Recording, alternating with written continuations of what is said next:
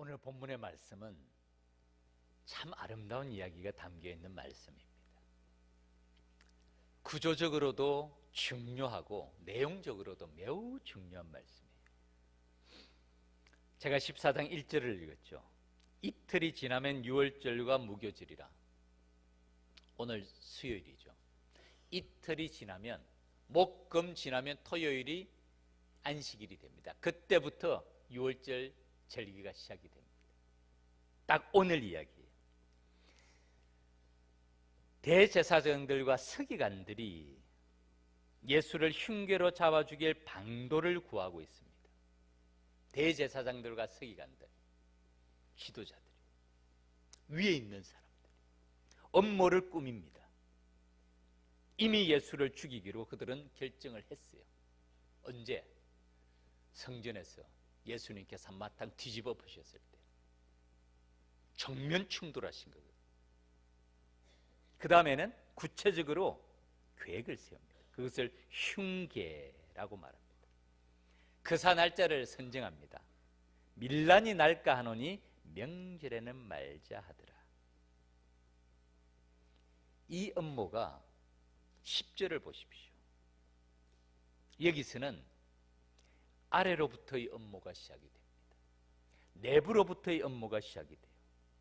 위에서부터의 음모, 위에는 외부로부터의 음모라고 말하면 밑에는 내부로부터의 음모요, 아래로부터의 음모입니다. 누구로부터의 음모입니까? 가룟 유다예요. 12 중에 하나인 가룟 유다가 참 안타까운 사람이에요. 사도가 되고 복음의 증인이 될 수 있는 예수님 동시대를 살았던 이 사람인데 하나님의 손에 쓰임 받는 것이 아니라 정반대가 돼요. 정말 생각할수록 안타까워. 마치 우리에게 하나님께서 직분을 주시고 건강을 주시고 힘을 주셨을 때 누구의 손에 쓰임 받는 일꾼이 되어야 됩니까? 하나님을 기쁘시게 하는 일꾼이 되어야 돼요. 그러기 위해서 우리를 세우셨는데 이 가룟 유다의 모습이 너무 안타까운 모습이에요. 12 중에 하나라고 분명히 말합니다. 제자 중에 하나라는 말씀이에요. 가룟 유다가 예수를 넘겨주려고 대제사장들에게 감해. 그 다음에 대제사장들입니다. 그들의 태도가 어떻습니까? 그들이 듣고 기뻐하여. 업무가 순탄하게 진행이 돼요. 착착 진행이 되는 거예요. 대제사장들과 서기관들, 그 사람들이 가룟 유다를 찾아왔습니까? 아니요. 가룟 유다가 그들에게 찾아간 거예요. 그들은 뭐하고 있었습니까? 예수를 잡아 죽일 음모를 꾸미고 있는데 딱 맞게 가룟 유다가 나타난 거예요. 그러니까 그 사람들이 어떻게 합니까? 기뻐하는 거예요. 어떻게 생각하겠어요? 야, 하나님이 인도하시는구나. 그렇게 생각하지 않았겠어요? 그 다음에는 돈을 주기로 약속하니. 돈이 문제입니다. 가룟 유다가 예수님을 얼마에 팔아넘기죠? 헐값에 팔아넘기죠. 은 30이면 그 당시에 종의 몸값이었어요. 종의. 푼돈에 팔아넘깁니다. 그 다음에는 유다의 태도를 보여요. 유다가 예수를 어떻게 넘겨줄까 하고 그 기회를 찾더라. 세상에 이럴 수가 있어요. 이럴 수가 있어요. 돈 받고 음모와 결탁하고 난 다음에 예수를 어떻게 넘겨줄까 하여 기회를 찾고 있는 사람. 요한복음에서는 이 가룟 유다에 대해서 참 안타깝게 설명합니다. 밤의 사람. 언젠가 우리 목사님 설교하면서 그 얘기했죠. 나가들인 가룟 유다가 나가니 밤이더라. 영화의 한 장면 같습니다. 캄캄한 어둠 속으로 뒷모습이 사라져가는 가룟 유다의 모습. 하나님의 손에 쓰임받는, 주님의 손에 쓰임받는 선한 도구가 될 수 있는 이 좋은 기회를 가룟 유다는 정반대로 어둠에 악한 손길이 됩니다. 그런데 그 가운데는 놀라운 이야기가 담겨 있어요. 위에서부터의 음모, 외로부터의 음모, 아래로부터의 음모, 내부로부터의 음모, 그 중간에는 놀라운 이야기가 담겨 있습니다. 한 여인의 향기 나는 이야기. 저는 이 본문을 볼 때마다 마치 쓰레기 더미 위에 핀 한 송이의 백합화 같다. 쓰레기 더미 위에 핀 한 송이의 백합화 같다. 업모의 이 더러운 냄새가 아래 위로 나는데 그 가운데 백합화 같은, 한 송이 백합화 같은 꽃이 피어 있어요. 마가복음에서는 그 여자의 이름을 말하지 않습니다. 한 여자가. 요한복음은 좀 더 직접적으로 말을 합니다만 마가복음에서는 한 여자가 예수님께 올려드리는 그 마음의 감사를 보여줍니다. 이게 전체 구조입니다. 구조의 독특함입니다. 위로부터 음모, 아래로부터 연모, 그 중간에는 전혀 다른 이야기가 담겨져 있습니다. 우리가 지난번에 월요일날 생각해 보지 않았습니까? 성전과 무화과나무에 대해서 생각해 봤죠. 무화과나무 얘기를 먼저 합니다. 예수님께서 잎사귀가 있는 한 무화과나무를 보시고 열매를 있을까 하여 가신 적 무화과가 없습니다. 무화과의 때가 아니라고 말씀하시죠. 그 다음에는 성전 이야기가 나옵니다. 성전을 뒤집어 엎으신 이야기. 그 다음에 또 무화과 이야기가 나오죠. 무화과 나무가 뿌리째 마른 것을 보시고, 그 다음에는 예수님께서 믿음에 대하여서 교훈하십니다. 이 구성이 액자식 구성이라, 액자 속에 액자가 들어있고 그림 속에 그림이 들어있는 구조입니다. 이 이야기가 사실은 이 구조가 또 있습니다. 마가복음 5장을 살펴보면 야이로의 딸과 혈루증 앓는 여인의 얘기도 똑같은 구조예요. 예수님께서 회당장 야이로라, 5장입니다. 마가복음 5장 21절에 나옵니다. 회당장 야이로의 딸이 병들었음을 구합니다. 예수님께서 가시는 중에 12회를 혈루증 앓는 여자가 예수님의 옷깃을 만지면서 치유되는 역사를 보여줘요. 그 다음에 또 야이로의 딸 이야기가 나옵니다. 예수님께서 말씀하실 때 회당장 야이로의 딸이 죽었습니다 라고 말합니다. 불구하고 예수님께서는 뭐라고 하죠? 두려워하지 말고 믿기만 하라. 그 다음에 그 아이를 살리는 장면. 그때 그 아이에게 달리다굼, 내가 네게 말하노니 소녀야 일어나라. 그 달리다굼의 이야기도 이 구조로 되어 있습니다. 그런데 오늘 본문은 다른 구조입니다. 한번 그림을 보여주시죠. 이 액자 속의 그림 제가 월요일날 보여드렸죠. 그림 속에 그림이 들어있어요. 공통점이 있습니다. 이 소녀가 들고 있는 그림은 자기 자신의 그림이에요. 그림이에요. 그리고 이 소녀가 그림을 들고 있는 모습을 사진을 찍어 놓은 거예요. 안의 주제와 밖의 주제가 같지 않습니까? 이 소녀를 그린 그림이거든요. 그게 보통의 액자식의 구조의 내러티브 프레임 내러티브라고 말하는데요. 일반적인 구조입니다. 그런데 오늘 본문은 이 안의 그림이 전혀 다른 그림이에요. 양쪽의 프레임은 업무 가운데서 들어있는 이야기인데 이 안의 내용은 정반대의 내용이 들어있는 형식입니다. 그 가운데 있는 내용이 어떤 내용입니까? 예수께서 베다니 나병 환자 시몬의 집에서 식사하실 때에 장소가 먼저 나옵니다. 베다니. 이 베다니를 주목할 필요가 있습니다. 한번 물어보겠습니다. 옛날에 우리나라에 동대문, 남대문, 서대문, 북대문이 있나요? 북대문은 없죠. 다른 이름이 있죠. 이름을 잘 모르겠네요. 이 사대문 안에 사는 사람이 잘 사는 사람입니까? 사대문 밖에 사는 사람이 잘 사는 사람입니까? 당연히 안에 사는 사람이 잘 사는 사람이에요. 신분 높은 지체들, 첫째는 왕이 있고 신하들이 있고 고관 대작들이 사는 사람이 사대문 안에 사는 사람이고, 사대문 밖에는 누가 살았죠? 가난한 사람들, 어려운 사람들, 힘든 사람들이 살았어요. 지도를 한번 보여주시죠. 템플, 성전입니다. 예루살렘이라고 되어 있죠. 그 밖에 있는 그림이 예루살렘 성전이에요. 빨간 줄을 따라가면 벳바게라는 곳이 위에 있고 그 밑이 베단입니다. 말씀드린 대로 먼 곳이 아니에요. 예루살렘 성전에서 보면 보이는 글입니다. 템플, 예루살렘 성전에서 나오면 그 앞에 있는 그 부분이 바로 앞에 이렇게 돼 있고 있는 부분이 여기가 겟세마네 동산이에요. 그 다음에 벳바게라고 써져 있는 이곳이 감람산이에요. 어제 예수님께서 감람산에서 성전을 향해 보시고 돌 위에 돌 하나도 남기지 아니하리라라는 종말의 말씀을 하신 곳이 바로 감람산, 벳박에 있는 감람산 기슭.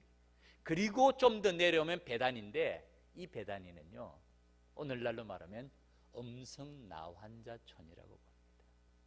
오늘 본문에도 그 이야기가 나오죠. 나병 환자 시몬의 집에서 식사하실 때에 가난한 사람들이 살고 있었어요. 특별히 병의 치유를 받고 난 다음에 바로 성 안으로 들어갈 수가 없었어요. 대제사장이 그 몸을 다 검사하고 정결하다고 선언하기 전에는 기다려야 됩니다. 그 기다렸던 장소가 베단이라고 봅니다. 이곳에서 주님께서 머무시며 있을 때에 한 여자가 매우 값진 향유라고 말하면서 설명합니다. 곧 순전한 나드한 옥합을 가지고 와서 그 옥합을 통째로 깨뜨립니다. 옥합을 완전히 깨뜨려요. 예수의 머리에도 붓고 발에도 부었던 것 같아요. 여기에 대한 반응입니다. 어떤 사람들이 화를 내어 서로 말하되 어찌하여 이 향유를 허비하는가? 이 어떤 사람들이 누굴까요? 제자들이에요. 제자들이 벌쩍 뛴 겁니다. 도대체 이게 무슨 짓이냐고, 이 향유를 왜 이렇게 허비하느냐고, 그리고 어떻게 허비했는지를 말합니다. 이 향유를 300데나리온 이상에 팔아 가난한 자들에게 줄 수 있었겠도다. 베다니가 부자촌이라고요? 가난한 촌이라고요? 가난한 동. 예수님이 머무시는 이곳도 가난한 집이에요. 나병 환자 시몬의 집이 뭐가 부자겠습니까? 그 여자를 책망하는지라. 제자들의 말이 옳습니까? 틀립니까? 옳은 말씀이죠. 옳죠. 이 향유를 이렇게 허비할 수가 없죠. 300데나리온 얼마 정도 되는 줄 아십니까? 우리가 아는 대로 그 당시 하루의 품삯이 한 데나리온이라고. 오늘날 그냥 하루 일당이라고 보면 됩니다. 오늘 하루 일당을 10만 원으로 생각합시다. 한 달에 30일 다 일할 수는 없죠. 20일 정도 일했다. 그러면 한 달에 얼마입니까? 200만 원이에요. 300데나리온은 300일을 번 돈입니다. 1년을 번 돈이라고 보면 한 달에 200만 원을 벌고 1년을 벌면 2천만 원입니다. 2,500만 원. 지금도 그게 작은 돈입니까? 지금 2,500만 원이 작나요? 엄청나게 큰 돈이에요. 그런데 그 당시에 이 가난한 동네 나병 환자 시몬의 집에서 이 엄청난 돈을 이 여인이 어떻게 합니까? 깨뜨리는 거예요. 옥합 자체를 깨뜨리는 거예요. 예수의 머리에 붓고 발에 붓고 완전히 닿습니다. 제자들이 펄쩍 뛰면서 이 여자를 책망합니다. 우리가 보기엔 어떻습니까? 이 여자가 책망을 받을 만합니까? 칭찬을 받을 만합니까?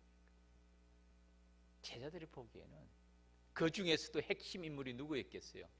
가룟 유다예요. 가룟 유다가 하는 일이 뭐였습니까? 일종의 재정 담당, 회계였어요. 돈 주머니를 쥐고 있는 사람, 계산이 빨라요. 교육받은 사람이고 똑똑한 사람이에요. 금방 계산해 냅니다. 저거 300데나리온 이상 된다. 저 같은 사람은 봐도 모를 거예요. 얼마가 되는지. 가룟 유다는 그야말로 잘 알고. 만약에 예수님께서 이 제자들과 이 가룟 유다의 말을 듣고 같이 그래 맞다, 네 말이 맞다, 이 가난한 동네 이것을 팔아가지고 가난한 사람에게 줬으면 더 좋을 뻔하였는데 네가 왜 이랬냐 이랬으면 제자들이 감복했을 거예요. 야, 역시 우리 주님은 달라. 가난한 자들을 생각하잖아. 우리 민족의 지도자다. 이렇게 생각했을 거예요. 근데 예수님이 뭐라고 그럽니까? 가만두어라. 너희가 어찌하여 그를 괴롭게 하느냐. 그가 내게 좋은 일을 하였다. 제자들을 책망하십니다. 제자들을 책망하세요. 그리고 그를 칭찬하십니다. 그리고 그 칭찬도 아주 크게 칭찬하세요.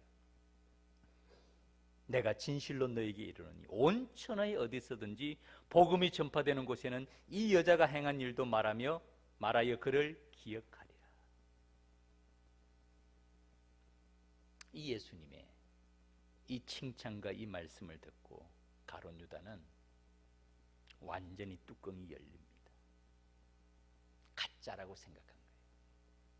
이 예수님이 위선자라고 생각합니다. 백성들의 고혈을 빨아먹는다고 생각합니다. 그럴듯하게 말은 하지만 행동은 다르다고 생각합니다. 가룟 유다는 이 행동이 신학자들은 말합니다. 결정적이었어요. 돈 문제예요. 돈 문제예요. 예수님께서 마지막 십자가의 길을 걸어가시고 예수님의 몸으로 죽음으로 우리의 속죄의 죄를 이루시는데 그 300데나론이 비쌉니까? 대단한 돈이에요. 그렇게 하면 안 되나요? 의식이 없는 행동이에요? 가난한 자를 덩쳐먹는 위선자예요? 가룟 유다는 예수님은 이스라엘의 구원자가 아니라고 결론을 내립니다. 바른 지도자라면 이렇게 행동할 수 없다고 생각하고 예수를 넘겨주기로 결심합니다.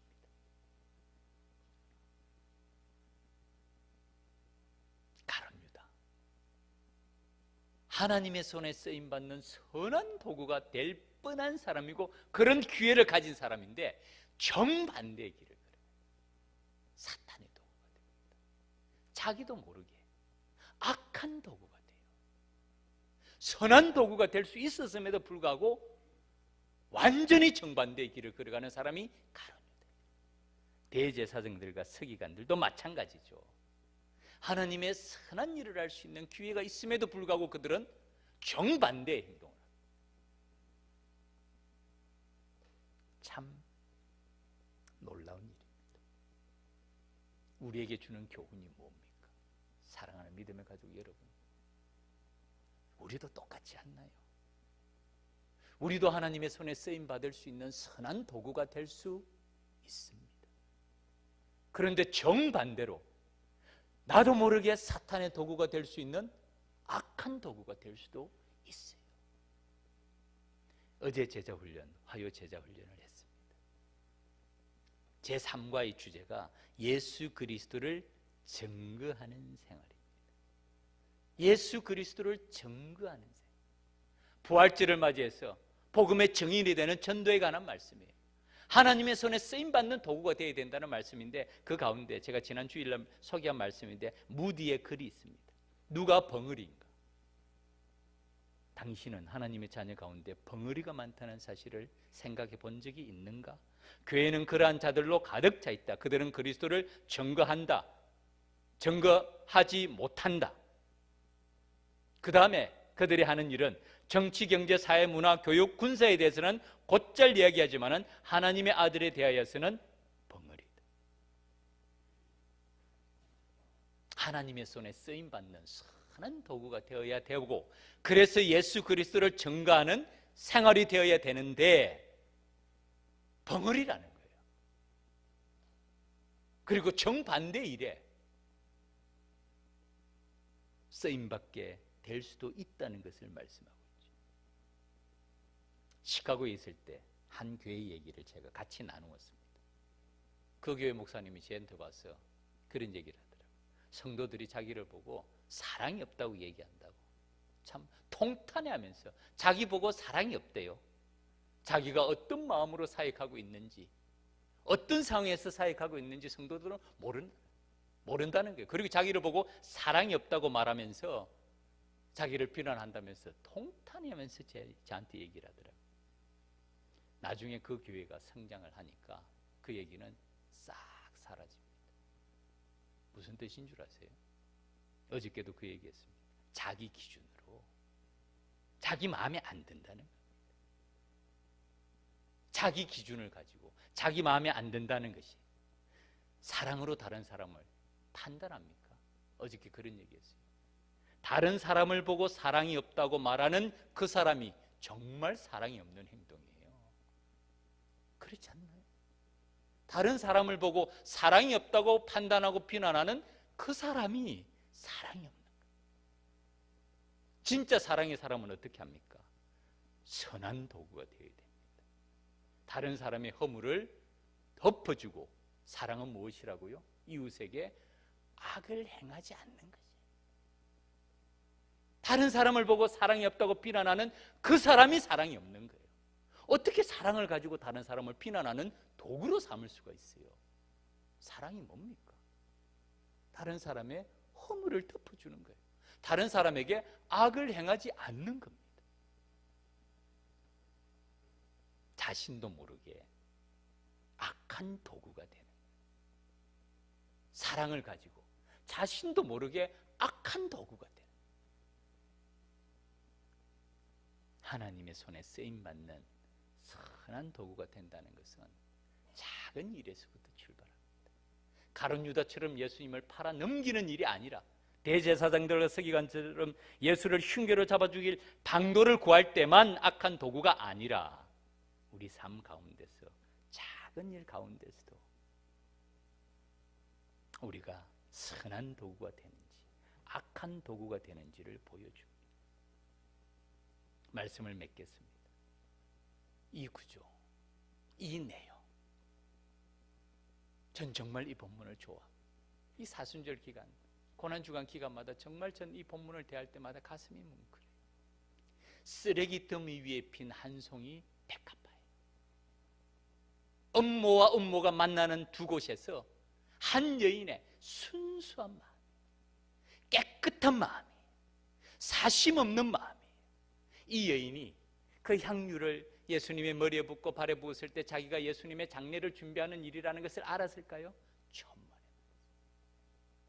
이 여인은 그 마음의 품은, 우리가 이 여인을 알죠. 주님께로 받은 은혜에 대한 감사의 마음의 발로입니다. 다른 계산한 거 없어요. 음모를 꾸민 것도 아니고, 예수님을 판단한 것도 아니고, 하나님께로부터 받은 은혜에 대한 감사의 마음의 표현이 예수님을 이렇게 기쁘게 하는 거예요. 가난한 자들은 항상 너희와 함께 있거니와 아무 때라도 원하는 대로 도울 수 있거니와 나는 너희와 항상 함께 있지 아니하리라. 예수님의 마음이 얼마나 애절한 마음입니까? 그는 힘을 다하여 내 몸에 향유를 부어 내 장례를 미리 준비하였느니라. 제대로 이 말씀의 뜻을 못 깨달았을까? 무슨 말씀을 하시는가라고 생각했을까? 내가 진실로 너에게 이르노니 온 천하에 어디서든지 복음이 전파되는 곳에는 이 여자가 행한 일도 말하여 그를 기억하리라 하시니라. 예수님께서 이렇게 칭찬한 또 다른 사람이 있습니까? 이 한 여인의 순수한 마음, 사심 없는 마음, 깨끗한 마음, 주님께로부터 받은 은혜에 대한 감사의 마음이, 의식이 있고 없고, 가난한 자를 돕고 안 돕고 없어요. 자기가 가지고 있는 최고의 것으로 전심으로 주님께 드린 그것이 뜻밖에도 주님의 장례를 준비하는 놀라운 일이 된 것입니다. 사랑하는 믿음의 가족 여러분, 너무 많은 거 생각하지 마세요. 너무 복잡하게도 생각하지 마세요. 그냥 십자가만 바라보세요. 주님만 바라보시는 믿음의 가족이 되기를 바랍니다. 십자가만 바라보세요. 너무 많은 거 생각하지 마세요. 사심 없이 주님께서 너에게 베풀어 주신 은혜가 있습니까 없습니까? 그것만 바라보시고 그 마음으로 주님께 드릴 때 주님께서는 기뻐 받으신다는 것을